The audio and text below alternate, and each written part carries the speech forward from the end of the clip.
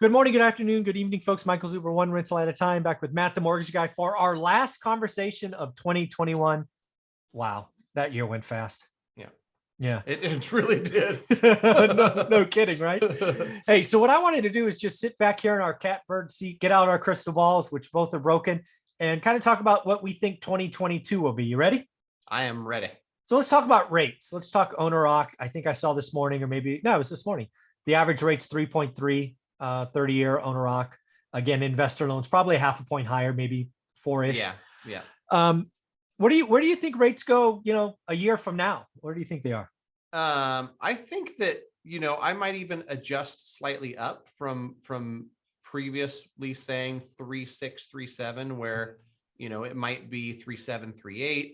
I wouldn't be surprised if it got to 4. Yeah. What is happening is exactly what I think was talked about, where you're not going to wake up next week and see it a 0.5% higher, but slowly but surely rates are going up. And as they change every day, a little bit up, a little bit down, a little bit up, a little bit down. I can look at it, and I looked this morning at mortgage-backed securities, and since August, it does this up and down, but it's kind of two steps forward, one step back, a little. And basically, when you get out of the days or minutes or hours, it's definitely going up. I saw the 10-year break 1.51 this morning, and it's certainly we had an alert to lock today because it's like at 1.55 now. Oh, is it? Wow, I haven't looked in the last couple hours. Yeah. And so mortgage-backed securities are down 28 basis points.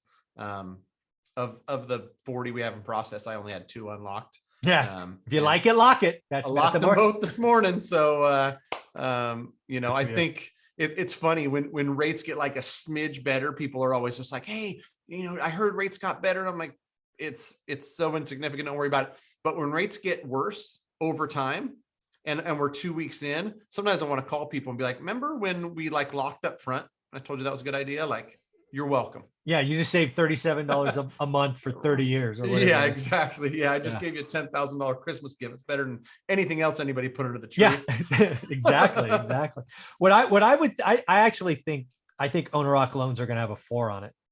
That's what I think. It might be 3.99, 3.97. I'm calling 4%. I think they get there. I think Powell. Well, really what's happening is I think inflation's about to get worse because those 2 hidden variables that have been lagging, rent and wages, are about to hit because they adjust. There's a delay. I think they're coming, and Powell's got to get a backbone. So I think again, 4%. Yes, that's a full point higher than where you could have gotten. But in my 21 years of investing, I certainly would take a 4% mortgage. Right. People have been so spoiled for so long. And I remember, talking to somebody about investment property strategy, and I was telling them, like, I think for you, set it and forget it. And I can't remember what the exact rate was, but it's like, I haven't even looked back at the stuff that I have. It's like sub 3.5%, because it's just like, you set it and you forget it. And there's no reason, on some properties to go back and extract more equity. But like sub 4% is still amazing. Sub 5% on investment property. Well, I haven't been doing. I've been doing this 20 years. Some of my early loans were in the 7s. Right, and like a lot of the stuff that was being written 12, 15 years ago, not only did you have a 6 or a 7, but it was variable, right? Yes. Now it's like 30-year fixed. Yeah. Sub 4%. It's amazing, and so this probably leads into what you alluded to earlier is what's going to happen with lending. Is lending going to get stricter? Is it going to get easier? I haven't talked about this, but I was thinking about it over the last few days. I'm interested to see if, because most mortgage companies are expecting a slowdown in total origination, right? Correct. The best players always expect to do more because winners always win, right? Like, I expect my business to double in 2022. Okay. Even if the pie shrinks, I'm going to eat more of the pie, because we're just going to have better processes and deliver a better product. But I'll be interested if some of these mortgage companies, take, I won't call it drastic measures, but start to do things to say, like, in order to survive, in order to not go down 40, 50%, maybe they come up with 10% down investment property loan. Maybe they come up with something else. Oh, I'm not yeah. sure of it, but here's the thing. Well, it's too. going to go one of two ways, because I've been thinking about this, and this is why I want to talk about it. Again, I think transactions in the mortgage industry go down 20 or 30%. Refis being the majority of that. Some purchase, but refis. So that's a problem for big box shops who have huge overhead. Problem. So you're right. One answer could be, let's go create, I'll call it exotic products, call them whatever you want. But basically what they're trying to do is, okay, the pie shrunk. Let's create a new product that invites more people in. So they're trying to blow up the balloon, if you will. That's one way it could go. The other way, I think that's where it might go second half of the year. What I think happens more naturally in the first half is, first off, the Fed's going to be out of the market in March, right? They're going to stop buying mortgage-backed securities in March. I think what happens there is there's going to be kind of a reshuffling. And I actually think lending gets harder, at least through the first half of next year, as the Fed exits, because you don't have that, buyer. And that's one of the reasons why I think rates get to 4%, because I think the Fed as a buyer has artificially kept rates lower because it was just easy, right? We're just going to sell to the buyer who has an unlimited appetite. Right. What do you think? I think that might happen. In terms of, how strict lending is, COVID, we saw tons of overlays. Yep. And it got strict on top of strict. Mhm. And a lot of those have kind of been stripped. Most all lenders have gone back to like their pre-COVID. Okay. There's no extra, Right. Things. But, my personal opinion, and at the cost of sounding just like an eternal optimist and a complete bull, right? Is that like there is a little bit of room to loosen them, right? And I am not talking about no doc loans. I'm not talking about liar loans. Come on, loans, right? Like nowhere near that. But if on a scale of 1 to 100 risk wise, we were at 100 before, where it was literally like a 580 credit score, 100% financing, and didn't even have to provide anything except for state your income. Yeah. Like that's 100 risk, right? Okay. Like if we're in the teens, or 12 or 15, I don't think going to 25 is going to break anything. Okay. I don't think it's going to cause a huge meltdown. And so will that happen? I don't know, but I think that there's room to do that. And like we talked about, that might be one way things go, because I think refinance volume is slated to be down like 60+%. Yeah, 60%. And so if purchase volume goes up slightly, your 40% decline or 50% decline in total originations is probably accurate, right? Yeah. And these companies are going to be bleeding for sure. Yeah. And they're going to find something to do, whether that's come up with a new product, whether that's make existing products a little bit easier to get. We'll see. Yeah, it's going to be an interesting year. The last thing I'm talking about 2022, and I saw this again in the November numbers reported by Redfin and Zillow. First-time home buyers, Matt, down to 26% of the market, normally 34, 35% for scale. First-time home buyers are getting smashed. Yeah, and that's something that is disheartening, right? Yeah, I agree. Because it's true. And as much as I've talked in the past about, hey, there's still plenty of people that are willing and able to buy, if we squeeze out those first timers and we squeeze out the ones that are, entering the market, it's not a good thing. Yeah. And so it doesn't necessarily, the forecast doesn't look super bright. No. For somebody who's on the edge, right? On the margin, yeah. Because higher prices and higher mortgage rates, it's a bad combination. Make it any easier, right? Yeah, it truly is. And that's why, the video I made that I think is going out tomorrow, just showing people the numbers. If you qualify for a home you like right now and it's a payment you can afford, I do not advise you wait, because 0.5% higher interest rate and 5% higher on price, all of a sudden you've got a payment that's $300 more per month. Yeah, it's a double whammy. People don't get, it's just math, but it's bad math. 0.5 point plus 5%. Yeah, that's that. Yeah, pretty soon your yes goes to a no. Right. Yeah. So let me ask you about first time home buyers, because I think this eventually becomes, I don't know if I want to call it political. I don't know if that's the right word, but basically it becomes something that hits the radar of our president, right? President of the United States. And he's going to go, that's a problem.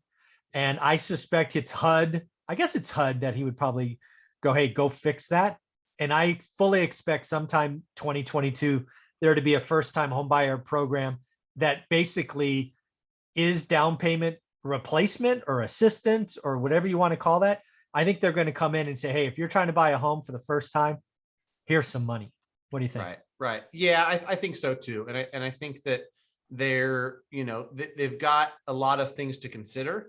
And the people that understand how this all works, other great guests of your podcast know that like you can't provide that stimulus without factoring in like, let's not do that and make it, create this huge demand and 10-15% price increase over 6 months. Cause then you're hurting the people you're trying to help. Yeah. And so something's got to be done there. But I mean, I agree with it too. And, you're somebody who loves real estate. I'm somebody who loves real estate. I love owning real estate. I want to see the people that own zero real estate get their first, maybe their second, right? Like, I don't want it all to me. You don't want it all to you. And so, if they create something that works, and that works is the key word, because they got to stay on the ladder. Getting on the property ladder is not interesting to me. It's staying on the property ladder. Right. That's something I talked about too when I was talking to a realtor who was in Georgia about just like different demographics, right? And like we don't want to just hand money and say best of luck to you. We want to educate. We want to say like, we're not going to give you a mortgage at a 580 credit score with 0% down because we know that defaults. Yeah. There's data behind it. Yeah. And it's not us being discriminatory. It's us saying this is bad. That's a bad loan. Right? Right. Yeah. We're your parents and 75 pieces of candy is going to be bad for your belly. Yeah. We're not going to let you do it. Right. Yeah. and so, yeah, we got to figure out a way to responsibly get people on the ladder. And like you said, have a plan in place that keeps them on the ladder. Yeah. It's staying on that's important. Getting on it, getting on the property ladder and getting kicked out, which happened last time, hurts generations. There are kids now in their 20s that will never want to own a home because they were teenagers or 10, 11 when their parents lost their home. That sticks with you. Right. Right.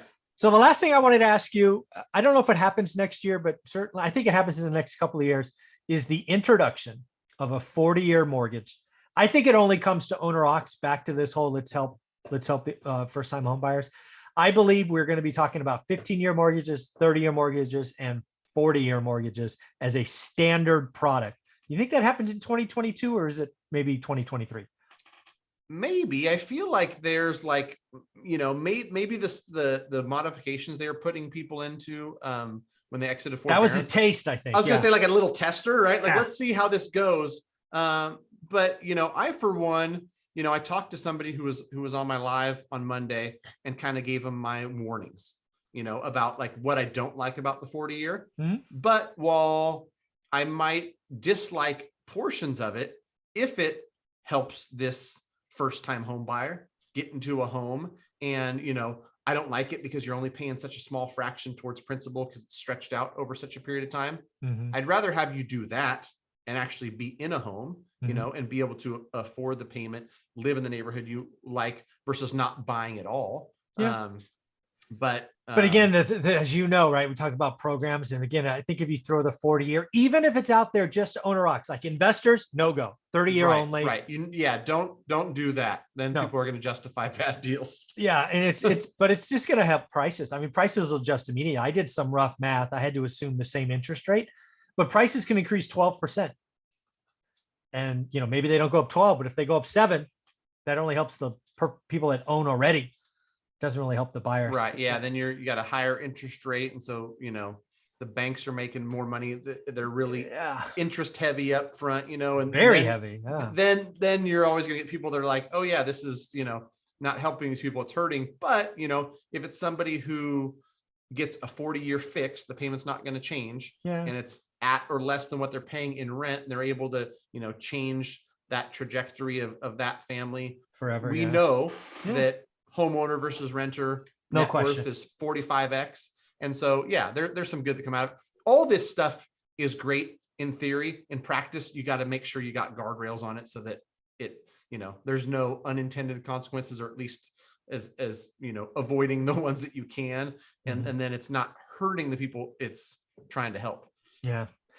Very cool. So again, I think 2022 is going to be an interesting year for the mortgage business. I think the mortgage business will shrink, right? Transaction volumes. I think the investors and homeowners will have lots to think about. Higher rates programs, 40-year mortgage perhaps might get tighter in the beginning and then looser. I think there's a lot of exciting things. But one thing you have to do if you're a One Rental at a Time fan is you have to reach out to Matt, the mortgage guy. How do you want them to do that?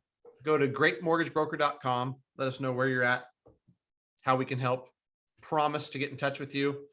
We talked about this before where you were saying, everybody loves you, great reviews. I found one where we dropped the ball. I actually just contacted them this morning and said, we dropped the ball. So-and-so was supposed to call you. They didn't. So, an out-of-state person who I would have connected with this person, I'm going to personally handle it and make sure I make it right, because like I told the team, I've only got one reputation. That's all I got. That's the beauty. That's why Matt, the mortgage guy, is here. He's not a big box guy. He's not leaning on AI or hard selling tactics, which just annoy me. He's here to serve. Hey, and if you get some business and referrals, all the better. So Matt, thank you very much again. Greatmortgagebroker.com. Yes, sir. You nailed it. Awesome. I'm going to get that right eventually. There you go. Thanks, buddy.